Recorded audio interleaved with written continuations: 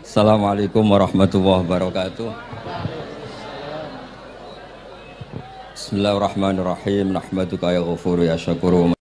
Shalli wa sallim barik ala sayyidina Maulana Muhammadin wa ala alihi wa sahbihi asma'in. Nama ba'du.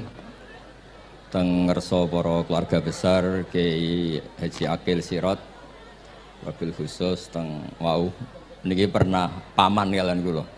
Terus gada otoritas meksa. Tapi itu saya keren yang bihan malah pernah mbah, gue pernah mbah, gue putrine guru kulo, itu dimanfaatno beliau, kayak gitu. Gue sedanten para habaib, wonten Mas Arif Kapolres sedanten ingkang kula hormati. Niki paling kula ngisi nampung 20 menit, ini mun top nih mun. Terus katanya niku ahlul ilmi dihormati, tapi nyatanya dipeksa.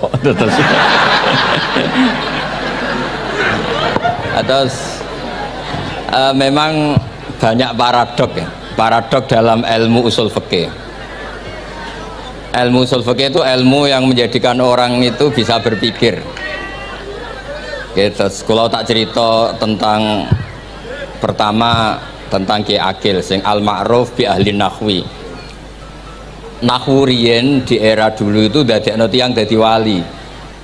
Sampai disebut hatta nahat qulubuhum li nahwihi famin azimi sya'nihi lam tahwihi.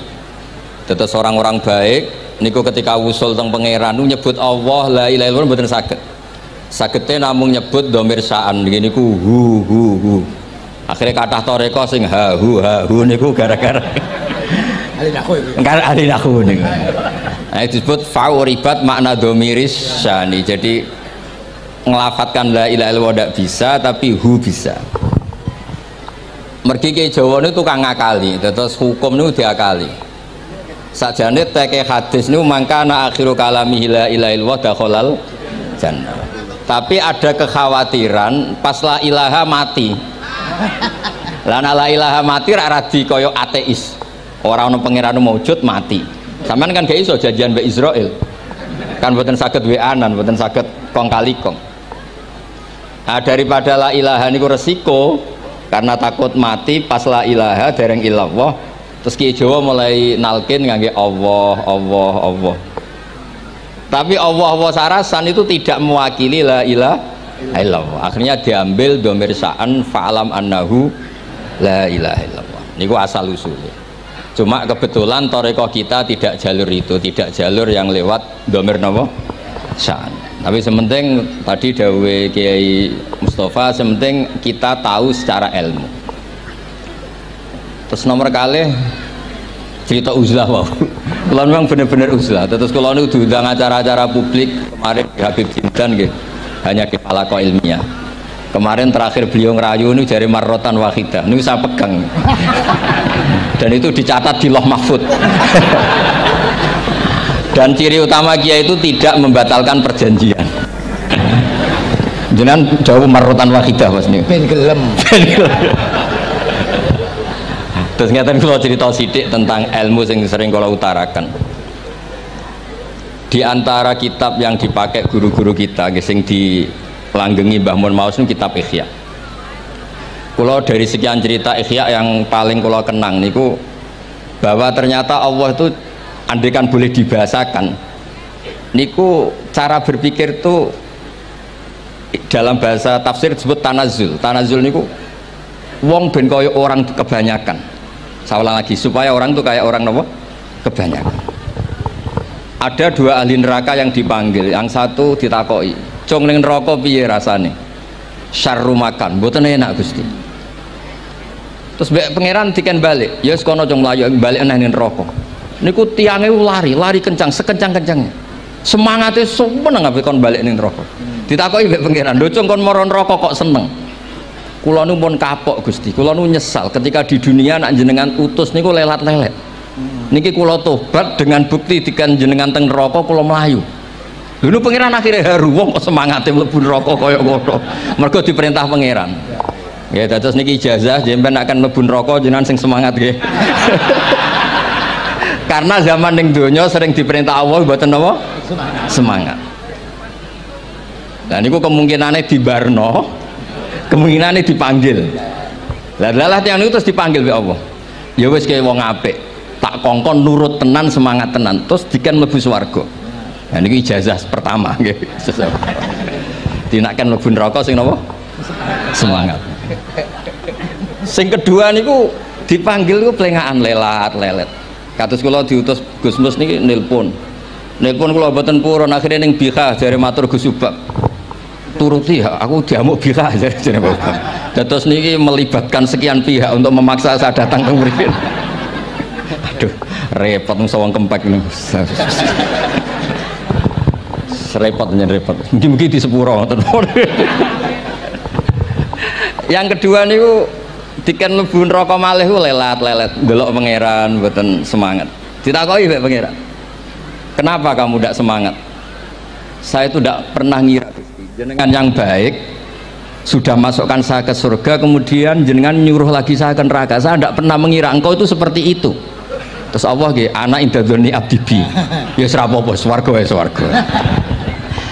Ini dua ijazah untuk sampean supaya bisa masuk nopo swarga.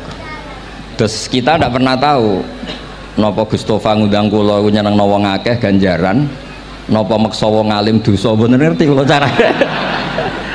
Karena dalam ilmu usul fikih, kembali ke usul fikih, kula nu gak ada khazanah kathah tentang debate pangeran kalian nabine.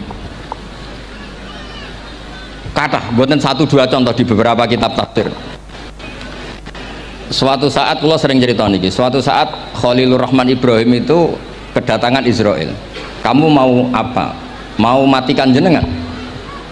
Kata Nabi Ibrahim, harro'aital khalil yumitu khalilah. Mosok aku kekasih pangeran dipateni, mosok orang yang dicintai membunuh yang dicintai, orang yang mencintai seseorang kemudian membunuh yang dicintai.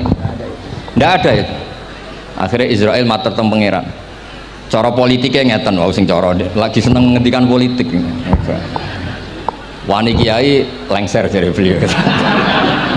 Ono. Nah kula niku ahli tauhid wis pancen kodok kodare ngoten mawon, dadi mboten berpikir ruwet-ruwet. Terus Israel kan mboten biasa logika, kayak kan malaikat itu SOP kan, mboten biasa logika.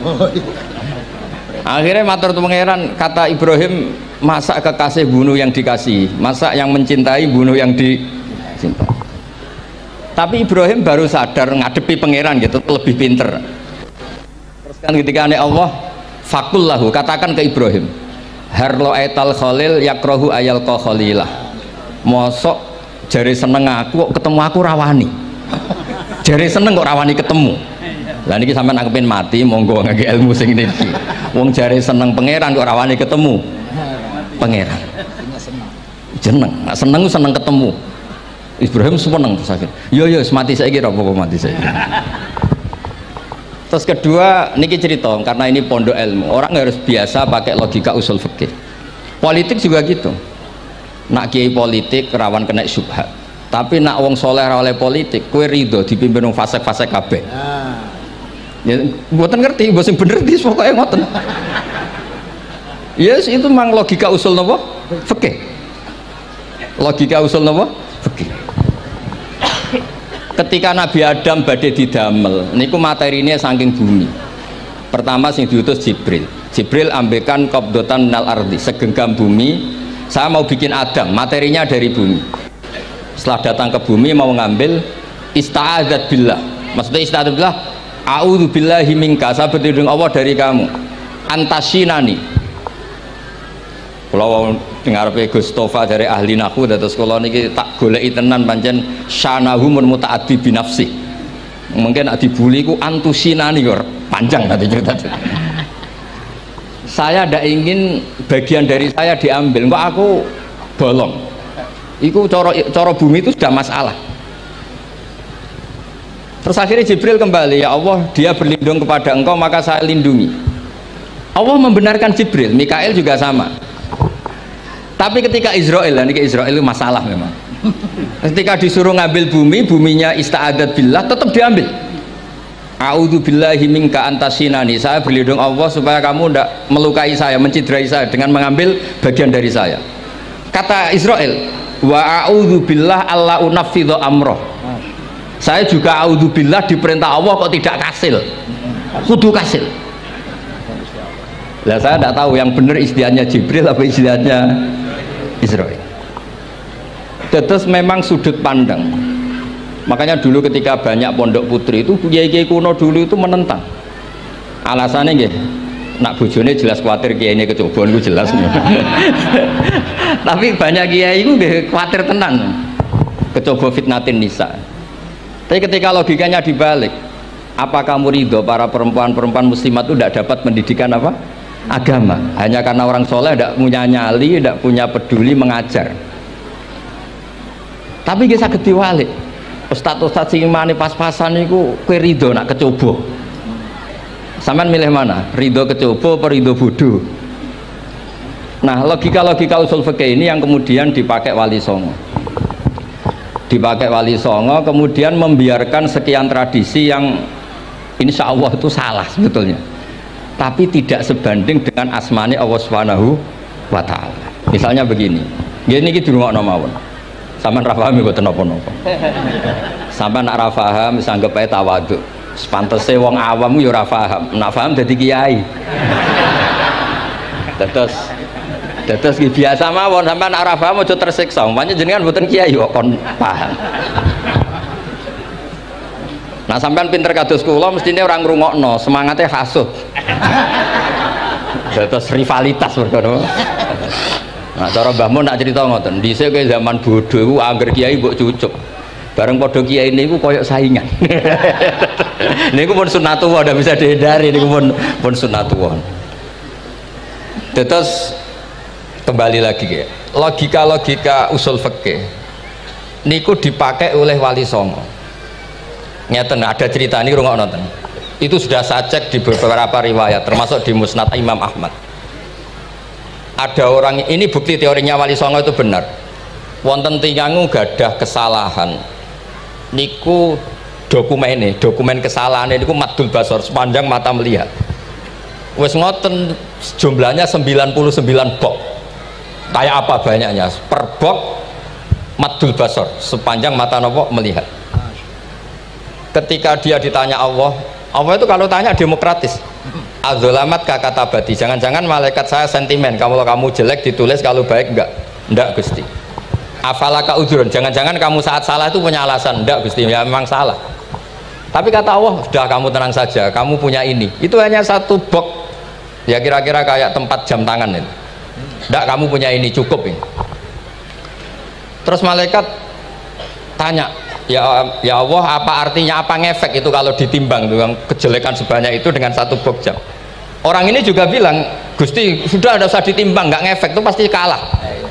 Tapi setelah ditimbang menang yang satu box kecil tadi, karena di situ ada la ilaha illallah Muhammadur Rasulullah. Jadi malaikat diancam sama Allah, kamu berani tidak mempertimbangkan nama saya? Apapun banyaknya box itu dosa itu tidak saya. Kalau ini la ilaha illallah itu nama saya. Kamu berani tidak mempertimbangkan nama saya? Ya tidak berani Gusti, ya harus dimenangkan. Nah itu semalannya kalau pengajian ini ya ono ikhtilatur rijal wan nisa, tapi baru kayak ngaji di sepuro. Ya aja muni halal tapi ya aja muni terus gak ono faedahe. Di sepuro insyaallah.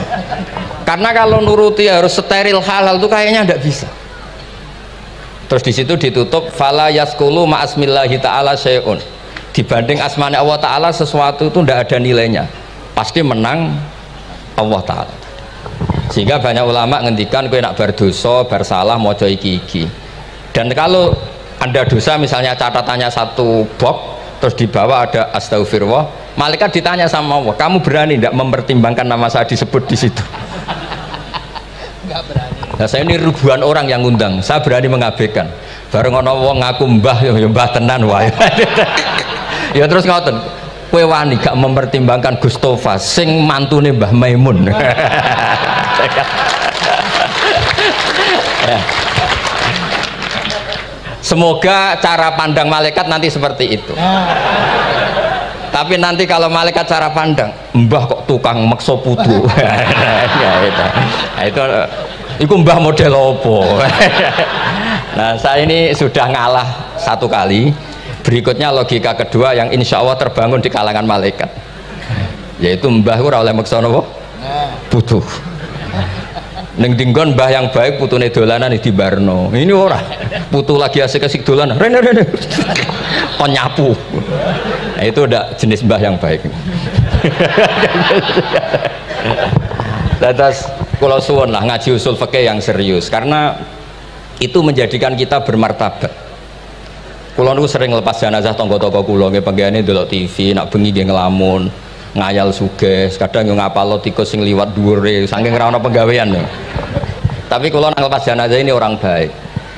Sampai bojone protes, "HP opo lho Gus angger bengi iku mau ngelamun ngitung tikus liwat, ngitung apa." Terus kula matur, ngitunge aja ngono, ngitunge tarokal ma'asiyah. Wong ning omah itu artinya tidak dugem, tidak melakoni maksiat.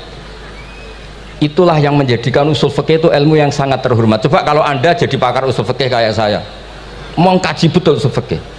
Orang tidur semalaman jangan bahasakan tarokat tahajud, wa tarokal witro, wa taroka qiyamal lail. Tapi bahasakan taroka zina, wa tarokal ghibah, wa taroka kada wa kada minal ma'asi. Keren buatan? Keren.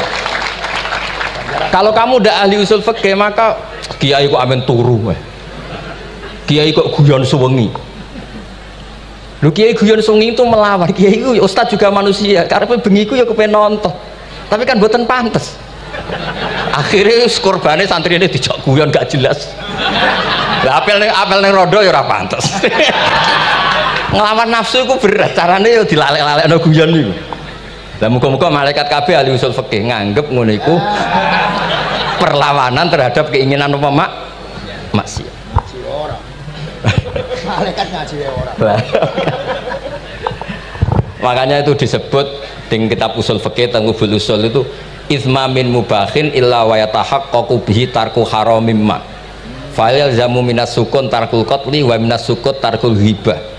Tidak ada sesuatu yang mubah kecuali saat Anda lakukan, saat itu juga Anda meninggalkan keharaman. Maka sebetulnya mubah ini punya nilai yang luar biasa, yaitu tarkul haram atau tarkul ma'asi. Jadi sawangannya sama nang omah kukar-kukur, mlebu metu, kukar-kukur meneh, mlebu metu, bariku turu angop ngorok. Nah, semoga malaikat ini al-usuli sehingga ngitung itu hadza tarokal ma'asiya kullaha. Hebat ini orang yang tinggal apa? Maksiat. Tapi nak malaikat itu jenis rada ekstrim. Alumni kempek suwengi ra tahajud ora witir ku alumni opo?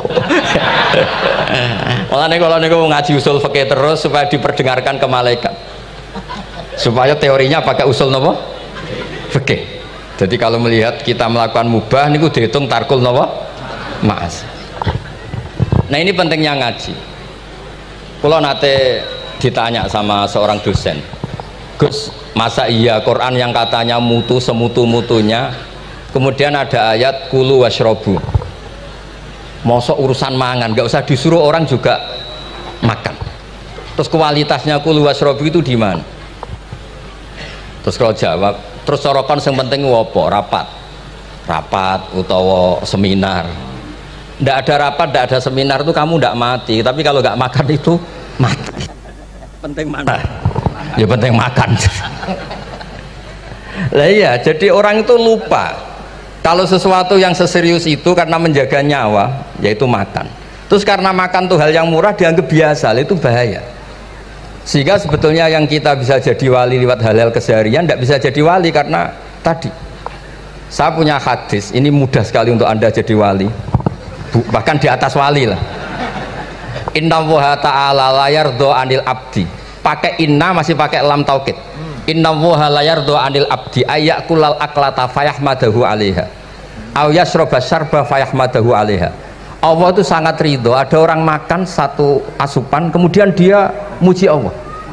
Loh, orang tidak punya alpat itu tidak mati, tidak punya tanah ribuan hektar itu tidak mati, tapi kalau nggak makan sesuap nasi mati. Penting mana? Penting makan. Tapi gara-gara kamu tamak untuk syukur nunggu punya alpat, untuk syukur nunggu punya tanah banyak, Anda ini bodoh. Mau syukur saja syaratnya kok banyak. Jadi sebetulnya kalau kita mau jadi wali itu cukup setiap makan itu kamu syukur. Fayahmadahu alaiha aw yasroba syarba fayahmadahu alaiha. Makanya wali-wali dulu kalau didik raja yang sedang berkuasa itu ditanya, kamu raja besar, punya pengaruh besar, andaikan kamu di padang pasir dan kemudian Anda tidak mendapatkan air, sama sekali. Apakah kamu menggantikan kerajaan kamu demi beli satu seteguk air? Iya, akan saya beli karena saya kalau tidak minum mati. La tafroh bimulkin la yusawi jar'atamain.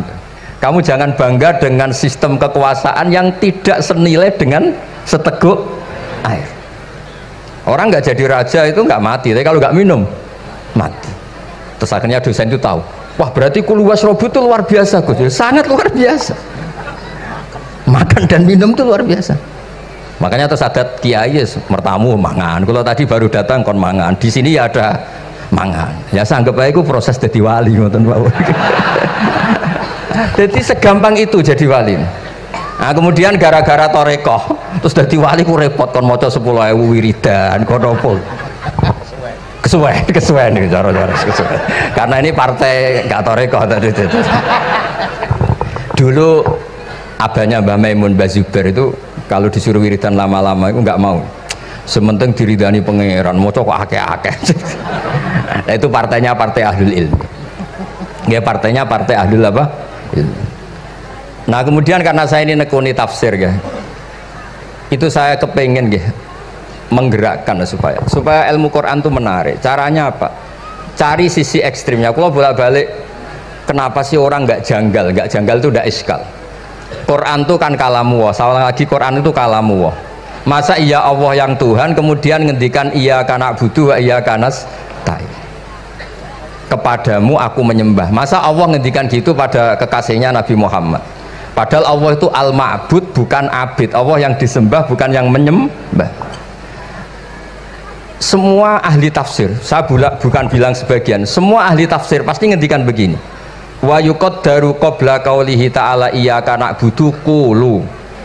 Sebelum iyyaka na'budu itu ada kata yang disimpan yaitu qulu. Jadi iyyaka na'budu itu betul ngendikannya Allah, cuma sudah dikasihkan Jibril kepada umatnya Rasulullah. Jadi Jibril bilang gini ke Rasulullah Muhammad kul iyyaka na'budu. Kemudian Nabi juga bilang ke umatnya kulu iyyaka na'budu. Jadi ini kalamu Allah yang sudah milik kita. Nah berhubung milik kita, kita sah mengatakan iyyaka na'budu. Karena kalau tidak janggal, masa iya Allah berdoa ihdinas siratal mustaqim, tunjukkan kami jalan yang benar. Lah kalau ihdinas siratal mustaqim kalamu Allah berarti kan Allah yang berdoa. Nah, sehingga semua tafsir bilang sama, wa yuqaddaru qabla qauli ihdinas siratal mustaqim qulu. Nah, terus ada mufassir lain bilang jangan mulai iyyaka na'budu ya semuanya, mulai bismillah, qulu bismillahirrahmanirrahim. Masa iya Allah sendiri yang bilang bismillahirrahmanirrahim?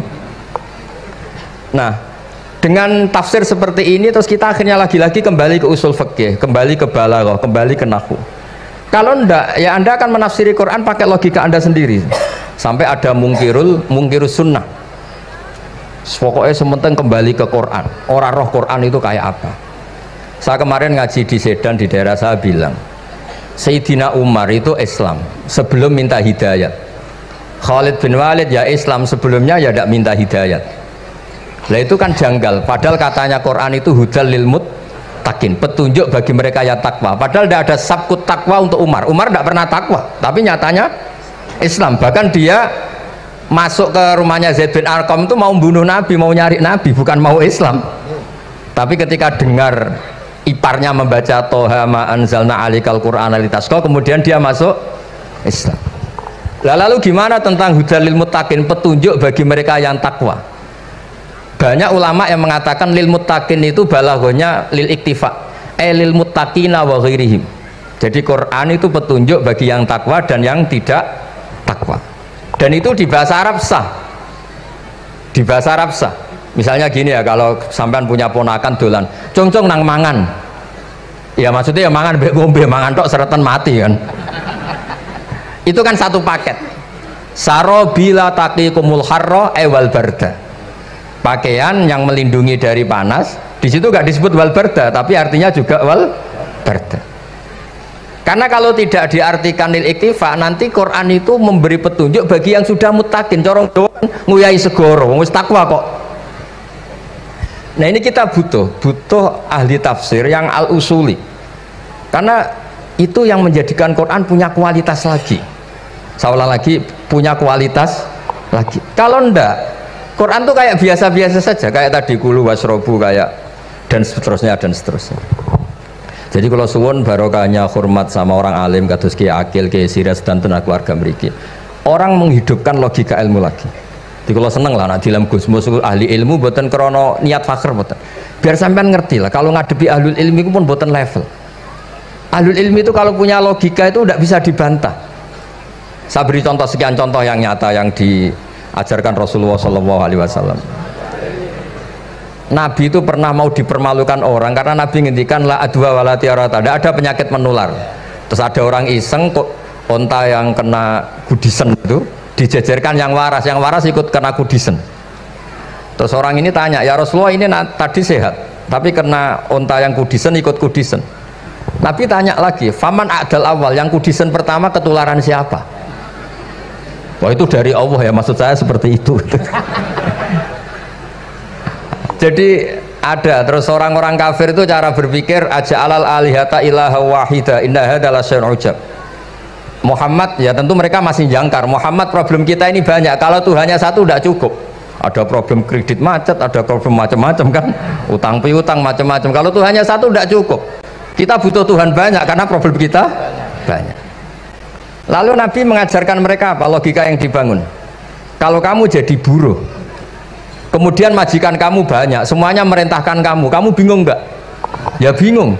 Tuhan kamu itu majikan kamu, kalau banyak-banyak perintah semua kamu yang bingung. Ya sudah mat Tuhannya satu saja. Itu disebut dorobawa masalah rojulan fihi syuraka umutasakisuna warojulan salamal lirrojul. Nah sekarang itu kita ini mulai kehilangan fatonahnya Rasulullah SAW. Nabi dulu itu kalau nerangkan ilmu itu logikanya gampang sekali, logika yang dibangun tuh gampang sekali. Ada orang cerita, ya Rasulullah saya ini ada sekian anak saya, yang paling saya cintai satu, apa saya boleh melebihkan yang paling saya sayangi dalam pemberian? Nabi jawabannya itu tidak langsung jangan enggak. Apakah kamu berharap bahwa mereka semuanya baik ke kamu? Iya semuanya saya ingin baik ke saya. Ya kalau gitu jangan gitu. Kan tidak fair kita mengunggulkan yang satu, melebihkan yang satu, sementara kita berharap semuanya baik. Itu tidak fair kata Nabi. Jadi dulu Nabi itu terus ini yang cerita fikih. Dulu Ahlul Madinah itu mangga itu masih pentil sudah dijual.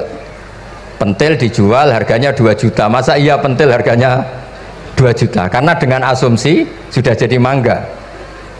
Tapi ketika Nabi datang di Medina dan penduduk Medina itu abkhosna sikailan, orang paling buruk dalam pertimbangan dalam jual beli, Nabi cara ngendikan itu unik. Aro'aitum lau anna waha yamna'us samro fabima yastakhillu ahadukum mala akhi. Kalau pentil ini ternyata kena angin terus kemudian tidak jadi buah, lalu kamu nerima uang 2 juta itu atas nama apa? Atas nama beli pelem, nyatanya belum jadi mangga. Mosok kalau pentil seharga 2 juta.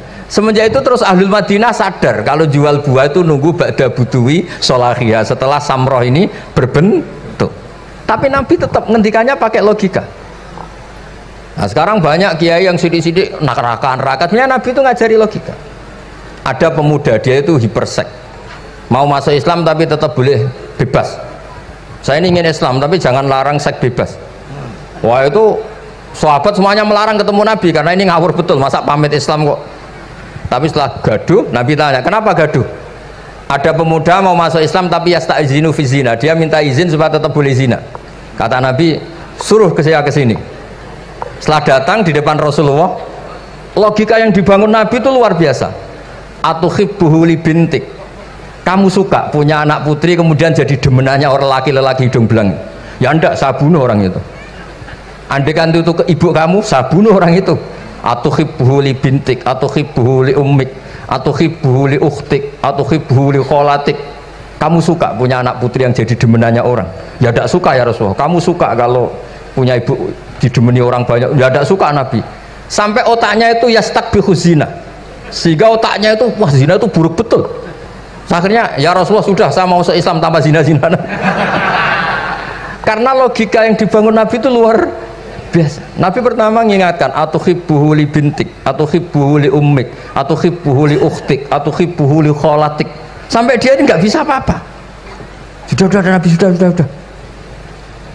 Jadi logika ini yang harus kita waris. Lagi-lagi kembali yang bisa waris itu ahlul ilm. Sama itu kan kayak diskusinya Nabi Yahya dan Nabi Isa. Nabi Yahya itu suka berkawan orang-orang soleh. Setiap berkunjung di mana itu nyari yang orang-orang soleh. Ditanya kenapa kamu berkawan orang soleh? Ya berkawan orang soleh itu asik. Tapi kalau Nabi Isa enggak. Kalau ada desa-desa yang masih hitam, masih merah itu dikunjungi, kemudian dibina. Ditanya sama Nabi Yahya, lima anda tanzilu ala syirarin nas. Kok kamu kumpul orang-orang yang kayak gitu? Jawabnya beliau, innama ana tabibun udawil mardo. Di mana-mana Nabi itu ya dokter. Di mana-mana dokter nyembuhkan yang sakit. Jadi dulu logika kebalikan itu dibangun sehingga dulu ulama khilaf itu ikhtilaful a'immah apa? Rahmah. Masyhur itu. Saya sering cerita dan itu ada di kitab Khilyatul Auliya. Nabi Yahya itu lebih ceria. Nabi Isa itu agak sering cemburut.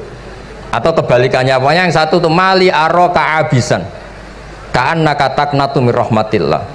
Kamu kok sering cemburut seakan-akan rahmat Allah itu terbatas. Wong kok ora iso syukur. Yang satu gojlok mali aroka dohikan ka'annaka ta'manu mim makrillah. Kowe kok guya-guyu kok is bebas kon neraka wae gitu. Nah, sehingga ya itu tadi sudut pandang. Makanya saya sering cerita dulu kalau Said Abdul Al-Haddad itu tanya, "Cung kowe ngaji sapa?" "Ngaji si A." "Kiaimu tau nangis?" "Ndak."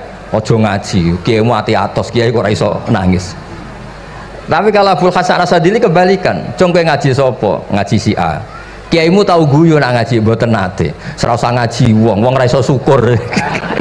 Jadi nah itu yang akhirnya menjadi keseimbangan khaufau wa tama. Ada khauf, ada apa? Roja. Sehingga karena sudut pandang itu nggak bisa dihilangkan, sawalangnya nggak bisa dihilangkan. Ini yang sering diceritakan kisah itu kakaknya ini. Dulu Muhammad bin Hasan Asy-Syaibani, Imam Syafi'i itu lama sekali beliau jadi ulama top yang suka fikir. Dianggap fikir itu aman, ngeringankan hisab. Enggak jenengan fikir yang dihisab malaikat apanya kan? Kan nggak bisa ngisab jenengan. Apa saja tidak punya. Punyanya problem. Nah, setelah ngaji sama Imam Malik, Imam Syafi'i tanya, yang ilmunya setingkat jenengan siapa? Kata Imam Malik, sebetulnya Abu Hanifah, tapi orangnya sudah meninggal, tapi ada muridnya namanya Muhammad bin Hasan Asy-Syaibani. Kamu ke sana dari Madinah ke Irak, dulu tempatnya di Baghdad. Setelah di Irak, Muhammad bin Hasan Asy-Syaibani itu kalau ngitung uang tuh di meja, emasnya tuh banyak, uangnya banyak, dia hitung di meja, malah kaget. Saya ini gedeng kiai, kedunyan ini ketemu kiai, kedunyan. Ya karena Muhammad bin Hasan Asy-Syaibani itu wali, kamu tanya, kamu heran ya ada kiai kaya? Iya. Ya sudah, kekayaan ini kasihkan orang fasik biar dipakai demenan, dipakai mabuk, dipakai ini. Terus ya jangan, kalau kena orang fasik bahaya, jenengan saja. Semenjak itu Imam Syafi'i mulai rodok seneng duit. Jadi ada ceritanya soalnya kok diangen-angen, nah terus keterusan umatnya kayak gini-gini tuh. Jadi ini cerita nopo istihad apa? Cerita nopo istihad. Sama pangkat juga sama. Gue seneng nak wong soleh-soleh tidak ikut ngurus negara ini. Mau dikemanakan negara ini. Tapi ada yang berpikir gue seneng nak wong soleh terkontaminasi. Ya sudah monggo. Sing serapayu jabat nggih berpikir zuhud. Sing payu ya berpikir politik. Yang penting semuanya itu berdasar ilmu. Yang penting itu semuanya berdasar apa? Ilmu. Karena ilmu ini basis yang paling diridani Allah Subhanahu wa ta'ala. Masyhur itu di Ihya sering diceritakan Imam Ghazali, ana alim uhibbu kulla alim. Kata Allah, saya ini alim dan sangat mencintai orang alim. Karena orang alim ini yang tahu perspektif. Orang yang enggak, yang ngiranya, saya ulang lagi, yang ngiranya itu enggak ilmiah. Di depan orang alim itu sangat-sangat apa? Ilmiah. Yaitu tadi misalnya ada ayat wa min ayatihi manamukum bil laili wan nahar. Masa iya tidur yang ngorok semua turunnya secara jelas kok jadi wamin ayati. Tanyakan ahli medis, sistem tubuh kita kalau nggak tidur tuh kayak apa rusaknya. Dan toat pas-pasan ini satu-satunya solusi ya turu. bengi ngempet kepen delok dangdut, delok dugem. Barang turu jebule esuk wis bar, alhamdulillah. Cara melek iman kamu seberapa? Tarikan-tarikan maksiat posisi kamu terjaga bisa kalah kan? Tapi kalau tidur sukses kan tarkul maksinya. Nah, karena tidur itu sukses menghilangkan maksiat disebut wa min ayatihi manamukum billaili wan nahar. Sampai Imam Ghazali ngendikan di makalah itu, sehingga nanti ibadahnya umat ini di akhir zaman an-naumu, ibadah terbaiknya itu tidur. Jadi mulane maksud kula ngeten lho. Sampeyan anut jalur wong alim dia turu ya ibadah, tengok-tengok ya ibadah, jagongan nggih ibadah, gojol-gojolkan ambek kanca nggih napa? Ibadah. Karena ini semuanya kul bi fadlillah bi rahmati fa bidzalika napa? Falyafrahu. Tapi kalau kamu tidak punya basis ilmu, adanya suudzon. Kiai kok jagongan guyon sewengi kiai opo? Kiai kok turu sewengi ku kiai. Karena basisnya ada ilmu. Padahal jelas ketika Rasulullah bikin urutan kebaikan, pertama Nabi ngendikan kamu menolong orang. Jika tidak bisa, terakhir Nabi ngendikan takufu syarraka anin nas fa innaha shadaqatun minka ala nafsik. Tadi beliau juga cerita di nasihat Bangun, idza lam tuhsin fala tusi. Kalau tidak bisa berbuat baik, setidaknya kamu tidak berbuat jelek sama orang lain. Dan potongan ini paling gampang apa? Tidur kan? Wis sampeyan nak turu wis ra zina, ra maling, ra ngrasani wong wis ora tusik. Nah, dengan konstruksi usul fikih seperti itu kamu tahu kualitas ayat wa min ayatihi manamukum billaili wan nahar. Ya sama, ternyata makan itu yang menjaga nyawa, ternyata makan itu yang menjadikan syukur. Kalau kamu nggak percaya puasa, sama nak poso gedang goreng mewah. Gedang goreng mewah, air satu teguk itu mewah. Makanya kalau ulama dulu ada santri kepengen mangan enak, ya saya ingin mangan enak gini-gini, caranya gimana? Itu rumusnya ada sate, ada mie ayam. Idamuhu alju. Kalau kamu ingin enak, lauknya itu lapar. Ya kalau puasa itu semuanya kan enak. Nah itu lagi-lagi basisnya itu ilmu. Nah sekarang banyak orang yang sudah tidak peduli dengan ilmu, kayak ijazah dilakoni kan.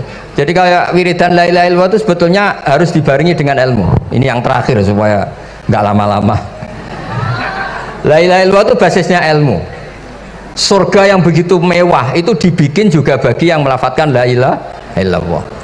Neraka yang begitu ekstrim, sampai kalau benda dijatuhkan dari atas ke neraka itu sampai bawah nunggu 70 tahun. Bisa kamu bayangkan kalau kamu di dalam naiknya susah itu. Ini dijatuhkan ke neraka itu sampai bawah nunggu berapa? 70 tahun. Loh, neraka sebegitu ekstrim itu dibikin untuk yang menolak la ilaha illallah. Berarti kalimat ini kalimat spesial. Kalimat yang neraka dibikin ya atas nama itu yang menolak, surga dibikin juga atas nama itu yang menerima. Itu satu saktinya la ilaha illallah. Sakti kedua, orang kafir 70 tahun ngelafatkan la ilaha illallah sekali langsung dihukumi mukmin. Yughfar lahum ma qad salaf. Qul lil ladzina kafaru iyantahu yughfar lahum ma qad salaf. Orang yang melafatkan la ilaha illallah Muhammadur Rasulullah itu dosa 70 tahun kafir itu hilang semua. Tapi gara-gara ada ilmu terus diumumkan tahlil dening Kiai Haji Niam mesti sing nguri wah sawi gue mesti gue. Padahal kalau kamu tahu ilmunya tadi, ini kalimat yang luar biasa, kalimat yang bisa melebur dosa. Bahkan dalam mazhab Sadiliyah itu unik. Kalau kamu wiridan la ilaha illallah itu jangan istighfar dulu, istighfarnya belakangan. Alasannya Abdul Hasan As-Sadili itu fa'lam annahu la ilaha illallah wastaghfir li dzambik li hadhil kalimah. Orang kafir 70 tahun dia istighfar 100 kali nggak akan dimaafkan Allah, tapi ngelafatkan la ilaha illallah langsung dimaafkan. Jadi orang bisa dimaafkan tuh barokahnya la ilaha illallah.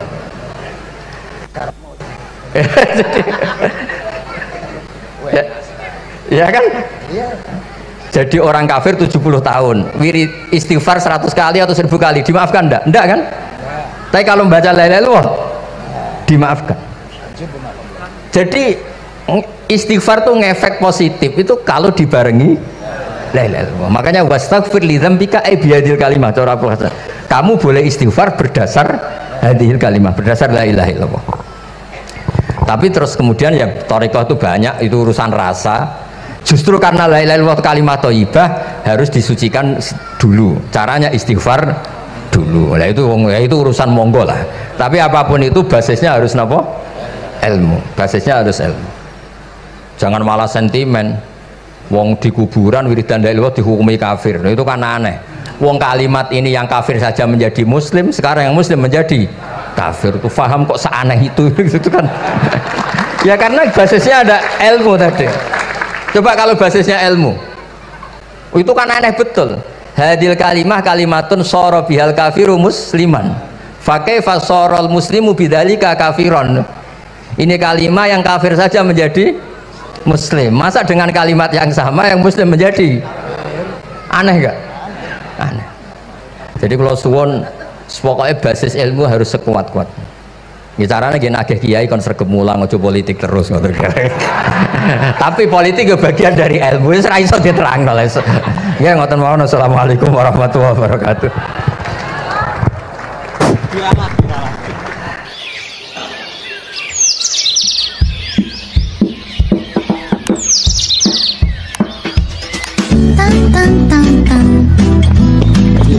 Cuma mereka yang tanya itu biyen belajar piye kok iso alim kaya ngono, ya kan? Nah, terangkan Gus, terangkan. Mati.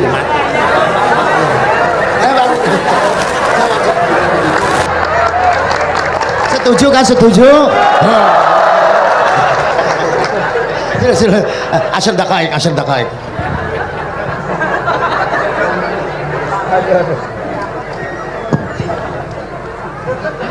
Andaikan pertanyaan itu ke Mbah Mun, mungkin jawabnya gurune sopo.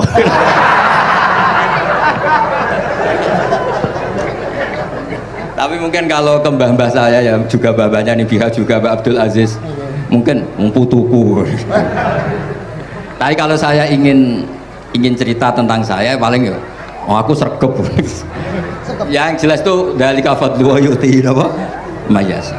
Tapi gini, kalau ini menghormati bahasa saya ini, kalau ijazah begini, dulu Mbak Mun tuh sering cerita juga bahasa hal. Kena kepengen ngalim, ku sinau sedurunge ngaji.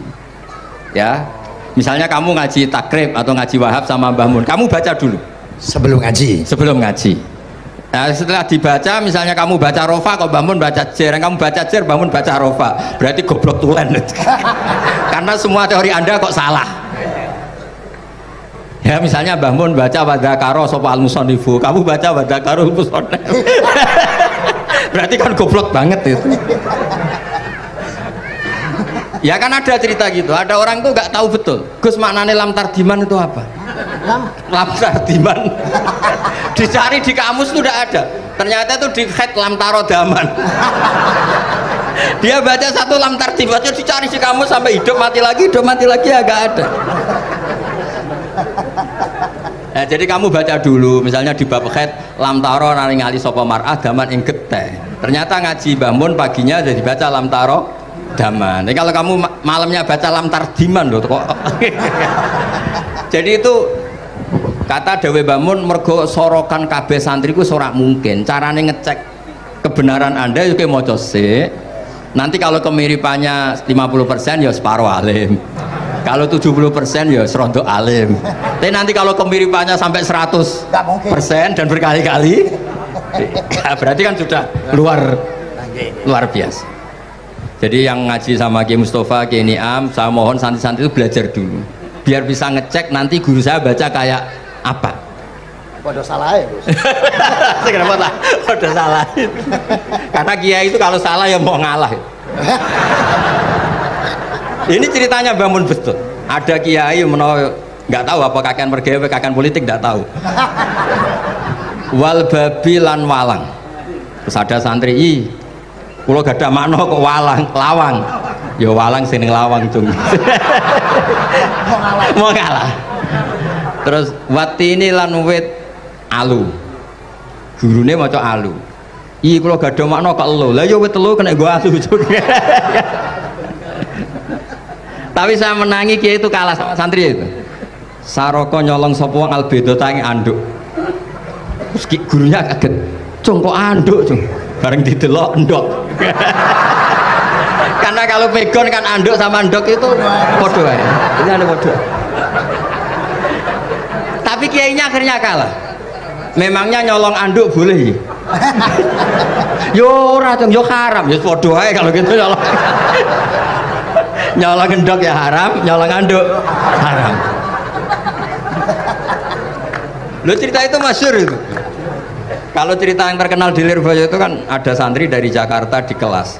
Gurunya bilang Ja'a Zaidun, Zaid datang. Waro'a itu Zaidan, saya melihat.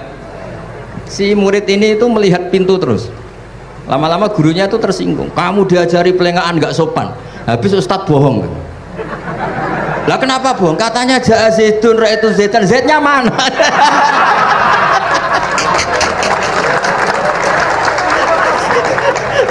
Dia gak ngerti. Zaid datang, saya melihat. Mana orangnya kok dibahas-bahas terus itu. Ya, jadi yang serius tadi, kalau sampean ingin nguji kualitas Anda, makanya saya dulu itu pede baca kitab di depan Mbah Mun karena ya ngecek. Dan dulu itu Gus Gofur, Gus Kamil sebelum ngaji ya itu mesti sinau sama saya. Nanti ketika Mbah Mun baca tadi kalau kemiripannya kita 90% ya bagus, syukur-syukur sampai 100, dan itu terulang sampai Wahab Hatam, Jamul Jami' Hatam, sehingga kita tahu. Jadi kalau diskusi kita kok salah ya tahu, kalau benar ya tahu, kalau tahqiq ya tahu. Biasanya kalau tahqiq itu Mbah Mun karena takut menyalahkan kiai-kiai Jawa, kalau baca 2 kali misalnya begini, Yasmalu, kadang diwaca Yasmilu ora apa-apa nggih Jawa wae gitu. Karena kalau kita memaksakan sampai benar seperti di kamus, kayaknya kalau ki Jawa itu berat sekali. Dumeli bojo bola-balik mesti ora goblok wis apik lah. Karena kalau baca tahqiq itu kan butuh kamus. Yang benar itu Yasmalu misalnya. Tapi kan populer juga orang baca Yasmilu. Saya itu menangi loh, Kiai Jawa dulu baca Simai itu menangi, Master Simai. Lama-lama setelah banyak alumni Al-Azhar terus berdasar kamus baca Samai semua sekarang.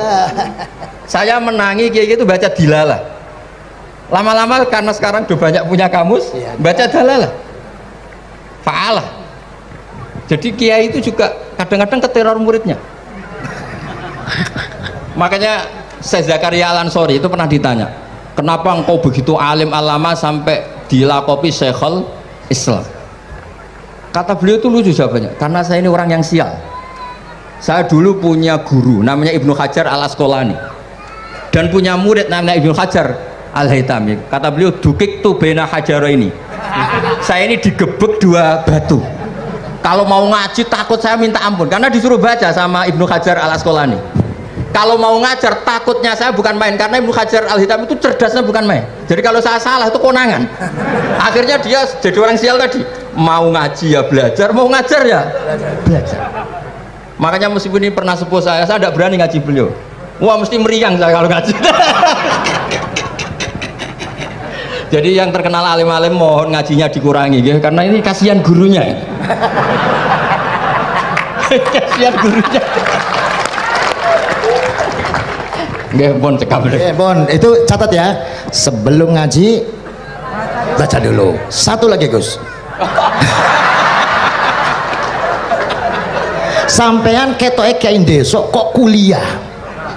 Betul kuliah? Oh, nggih nggih. Pun dari belajar dari mana sampai kemana Gus jenengan? Dari Mondok sampai ke Jogja sampai Putih. Monggo.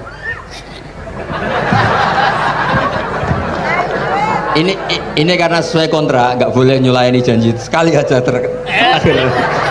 sekali tak tekno.